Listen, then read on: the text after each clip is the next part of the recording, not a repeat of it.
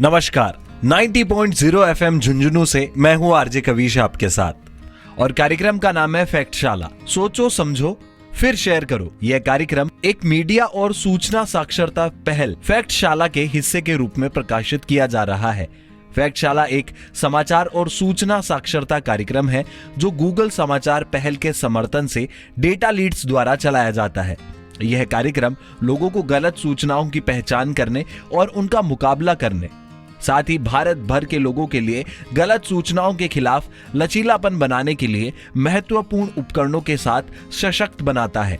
विशेष रूप से कम साक्षरता वाले राज्यों और क्षेत्रों में फैक्टशाला इंटरनेट उपयोगकर्ताओं को ऑनलाइन सूचना परिस्थिति की तंत्र को आत्मविश्वास के साथ नेविगेट करने और भरोसेमंद जानकारी के लिए अपना रास्ता खोजने में मदद करता है। नमस्कार, मैं हूं आरजे कवीश आपके साथ और आप लोगों का स्वागत करता हूं मैं इस खास कार्यक्रम में।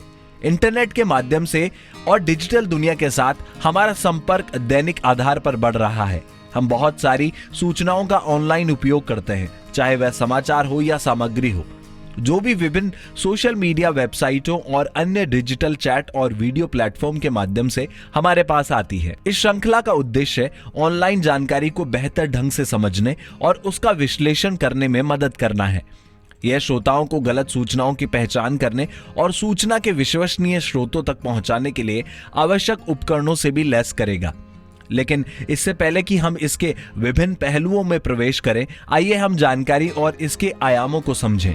सूचना एक वस्तु है जिसकी हम सभी को आवश्यकता होती है और हम उस पर फलते फूलते हैं, चाहे वह किसी व्यक्ति, स्थान, समुदाय, देश या बड़े पैमाने पर दुनिया के बारे में हो। सूचना मानव जाति की प्रगति का आधार है। भारत जैसे लोकतंत्र के लिए सूचना की भूमिका अत्यंत महत्वपूर्ण है, चाहे वह सरकारी योजनाओं से संबंधित हो, नागरिकों के अधिकार, मौसम, स्वास्थ्य, शिक्षा या किसी भी पहलू से संबंधित हो। हम सभी को जानकारी की आवश्यकता होती है। जानकारी और जागरूकता का अभाव एक व्यक्ति और पूरे समाज के लिए हानिकारक है। वास्तव में सामुदायिक रेडियो का उद्देश्य हाशिए पर पड़े लोगों को सूचित करना और शिक्षित करना भी है, जिसके पास सूचना तक पहुंच नहीं है। इसका सटीक उदाहरण वर्तमान महामारी है। लोगों में कोरोना वायरस के बारे में जानकारी और जागरूकता की कमी और इससे खुद को कैसे सुरक्षित रखा जाए, इसकी वजह से बहुत कम समय में पूरी दुनिया में व्यापक संक्रमण फैल गया। इतने लोगों की जान चली गई। भारत सरकार देश भर में मास्क पहनने, सामाजिक दूरी और हाथों की स्वच्छता के संदेश को फैलाने के लिए लगातार काम कर रही है, ताकि यह सुनिश्चित किया जा सके कि लोग कोविड-19 से सुरक्षित रहें। सही जानकारी सशक्तिकरण का एक उपकरण है और कवच के रूप में यह कार्य करता है। यह आपात स्थिति और आपदाओं के समय लोगों की जान बचा सकता है। यह हमारे विचारों और हमारे व्यवहारों को आकार देता है। यह उन रास्तों को चार्ट करता है जिनके माध्यम से हम अपने जीवन को नेविगेट करते हैं। जानकारी के बिना हम उन घटनाओं को ना तो समझ सकते हैं और ना ही प्रतिक्रिया दे सकते हैं जो हमारे जीवन को आकार देती है। इसलिए कहा जाता है, इंफॉर्मेशन इज द पावर। सूचना अच्छी या बुरी हो सकती है। आइए अच्छी और बुरी जानकारी का मतलब समझने की कोशिश करते हैं। अच्छी जानकारी वो है जो हमें अच्छे और सूचित निर्णय लेने में हमारी मदद करती है। यह हमें उन चुनौतियों को समझने में मदद करती है जिसका हम सामना करते हैं, हमारे लिए उपलब्ध विकल्प और इन चुनौतियों से कैसे निपटना है। यह हमें एक विकसित स्थिति या वातावरण के अनुकूल होने में मदद करता है। अच्छी जानकारी आमतौर पर सत्यापित होती है और एक विश्वसनीय और भरोसेमंद स्रोत से आती है। यह अत्यधिक भावनात्मक स्वर नहीं रखता और इसकी कथा में संतुलित है। अच्छी जानकारी हमें अपने स्वास्थ्य और अपने जीवन को बेहतर बनाने में मदद करती है। यह हमें अपने परिवार और उन लोगों की देखभाल करने में मदद करता है जिनकी हम परवाह करते हैं। उदाहरण के लिए, जिन माता पिता को सही समय पर बच्चों का टीकाकरण करने की जानकारी होती है, वे अपने बच्चों का टीकाकरण कराएंगे। इससे उनके बच्चों को जानलेवा बीमारियों से आजीवन सुरक्षा मिलेगी। लोकतंत्र में जनता के बीच अच्छी जानकारी की मौजूदगी और प्रसार से जानकार और कुशल व्यक्तियों का चुनाव हो सकता है जो देश के विकास के पथ पर उन्हें ले जाते हैं। अच्छी जानकारी जिम्मेदार सूचित मतदाताओं की ओर ले जाती है जो बिना किसी डर या पक्षपात के अपने मताधिकार का प्रयोग करते हैं, जिसके परिणाम स्वरूप एक मजबूत लोकतंत्र बनता है। अच्छी जानकारी हमें अपने जीवन पर नियंत्रण पाने में मदद करती है। यह हमारे अधिकारों, हमारी जिम्मेदारियों, हमारे विकल्पों और हमारे कार्यों के संभावित परिणामों से अवगत होने में सक्षम बनाता है। हमारे लिए उपलब्ध और सुलभ जानकारी हमारे जीवन की दिशा तय करने में बहुत महत्वपूर्ण भूमिका निभाती है और अच्छी जानकारी हमें अपने जीवन को सकारात्मक बनाने में मदद कर सकती है। खराब सूचना। बुरी जानकारी आमतौर पर झूठी होती है और नकारात्मक एजेंडे के साथ बनाई या प्रसारित की जाती है। गलत सूचना, नकली समाचार, चुनिंदा जानकारी या संदर्भ से बाहर की जानकारी खराब सूचना की कुछ विशेषताएं हैं। गलत जानकारी बेहद खतरनाक होती है और इससे लोगों की जान जा सकती। यह समुदायों के सामाजिक ताने बाने को बर्बाद कर सकता है। कपटपूर्ण जानकारी आमतौर पर सोशल मीडिया वेबसाइटों या वेबसाइट जैसे इंस्टेंट मैसेजिंग एप्लीकेशन के माध्यम से ऑनलाइन प्रसारित की जाती है। ये अफवाहें चिंता का कारण बन जाती हैं या लोगों में दहशत पैदा कर देती है, जिससे भ्रामक सूचनाओं का और प्रसार होता है। लोग भड़क जाते हैं और झूठी सूचनाओं के आधार पर कार्रवाई करते हैं। ये कार्रवाइयां कठोर हो सकती हैं, जिसके परिणाम अपरिवर्तनीय और समाज के लिए हानिकारक हो सकते हैं। ऐसे कई उदाहरण सामने आए हैं जहां पर अफवाहों या झूठी सूचनाओं के प्रसार के कारण हिंसा हुई है, जिससे जीवन और आजीविका का नुकसान हुआ है, बुनियादी ढांचे की अपूर्णीय क्षति हुई है और समुदायों के बीच अविश्वास है जो गलत सूचना के प्रसार से पहले सद्भाव में रहते थे। महामारी के बारे में भी बहुत सी भ्रामक जानकारियां सामने आई हैं। ईरान में जंगली अफवाहें फैली कि शराब पीना कोविड-19 के खिलाफ प्रभावी है। जहरीली शराब पीने और इन अफवाहों पर विश्वास करने से ईरान में कई लोगों की मौत हुई। भारत में भी कोरोना वायरस के बारे में बहुत सी गलत सूचनाओं के कारण कलंक और भेदभाव हुआ। कई मामलों में इसे गंभीर चिकित्सा स्थितियों को जन्म दिया।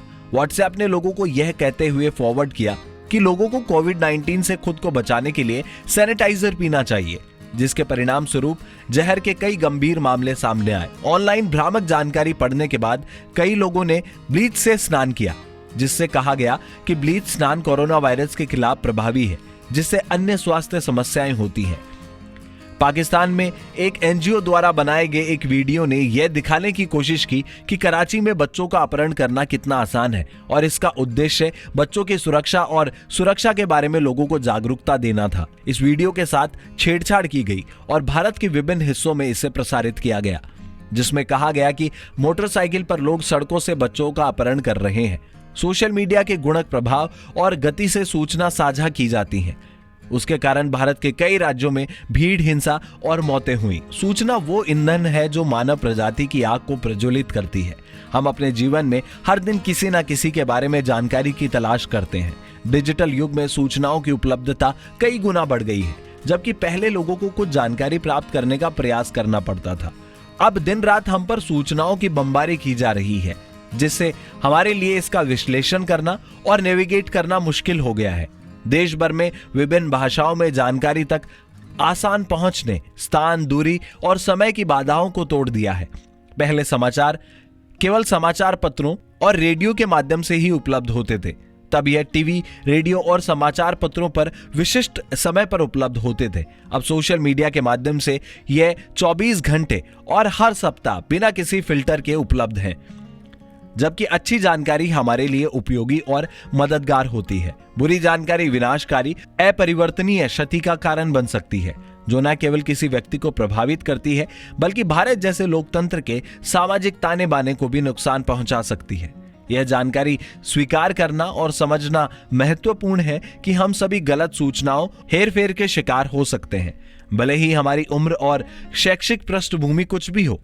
इसलिए आंख बंद करके इसे स्वीकार करने और उस पर विश्वास करने से पहले हमारे सामने आने वाली जानकारी का गंभीर रूप से मूल्यांकन करना बेहद महत्वपूर्ण हो जाता है। जानकारी को स्वीकार करने या उस पर कोई कार्रवाई करने का निर्णय लेने से पहले सत्यापित करने का दायित्व और उत्तरदायित्व हम पर है। पहुंच के साथ जिम्मेदारी आती है, इसलिए एक जिम्मेदार नागरिक के रूप में हमें रुकने और सोचने, सत्यापित करने के बाद ही जानकारी साझा करने की आवश्यकता है। दोस्तों, इसी के साथ मैं आरजे कविश अभी के लिए आपसे इजाजत लेता हूं। हम समाचार और सूचना साक्षरता पर अपनी बातचीत कार्यक्रम की अगली कड़ी में जारी रखेंगे। यदि आपके पास कोई प्रश्न या प्रतिक्रिया है तो आप कृपया करके हमसे 9950678908 पर संपर्क करें। साथ ही कार्यक्रम के अंत में कुछ प्रश्न हमने आपके लिए रखे हैं, जिनका जवाब आप हमें दे सकते हैं हमारे बताए गए नंबर पर। पहला प्रश्न है कि लोग गलत सूचनाओं पर विश्वास आखिर क्यों करते हैं? क्या मानना है आपका इस पर? आप हमें अपना जवाब भेज सकते हैं। साथ ही दूसरा सवाल है, अपने करीबी मित्र परिवार से समाचार के रूप में उल्लेख करते हुए निम्नलिखित पाठ संदेश प्राप्त करने के बाद आप क्या कार्रवाई करेंगे? स्थानीय क्षेत्र में कोविड टीकाकरण के बाद एक मौत की घटना हुई है और टीकाकरण से बचना बेहतर है। आप इस प्रश्न का उत्तर भी हमें हमारे नंबर पर दे सकते हैं। साथ ही तीसरा सवाल है, गलत सूचना या फेक न्यूज को कैसे कम किया जा सकता है? दोस्तों 9950678908 पर आप हमसे संपर्क कर सकते हैं और इन सवालों के जवाब आप हम तक पहुंचा सकते हैं। अभी के लिए मैं आपसे इजाजत लेता हूं। मिलते हैं कार्यक्रम के अगले एपिसोड में। नमस्ते।